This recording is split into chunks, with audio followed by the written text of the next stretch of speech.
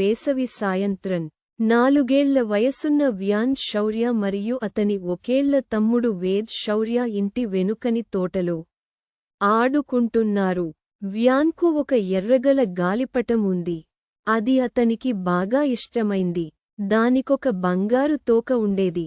అది సూర్యకాంతిలో మెరుస్తూ ఉండేది. వేద్ మాత్రం ఇప్పుడిప్పుడే నడక నేర్చుకుంటున్న వయసులో ఉన్నాడు. అతను వ్యాన్ వెనక నడుచుకుంటూ గాలిపటం ఎగురుతుంటే నవ్వుతూ చూస్తున్నాడు. వ్యాన్ గాలిపటాన్ని బాగా పట్టుకున్నాడు.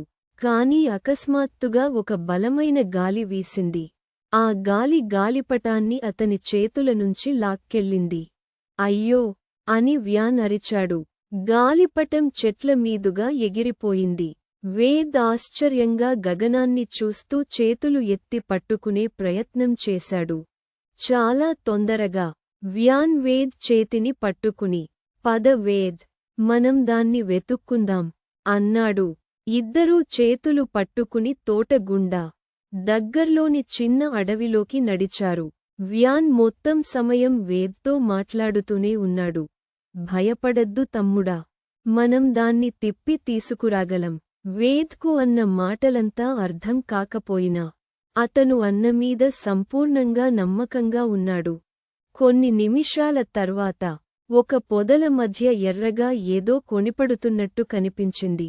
అదిగో ఉంది అని వ్యాన్ ఉత్సాహంగా చెప్పాడు. గాలిపటం ఒక కొమ్మలలో చిక్కుకుంది. కాని ఫాడిపోలేదు.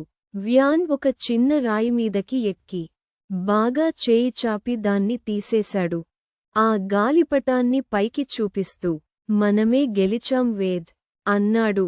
వేద్ చప్పట్లు కొట్టి నవ్వాడు. వ్యాన్ గాలిపటాన్ని వేద్ చేతిలో పెట్టాడు. ఇద్దరూ ఇంటివైపు నడుస్తూ వెళ్తుంటే సూర్యుడు అస్తమిస్తున్నాడు.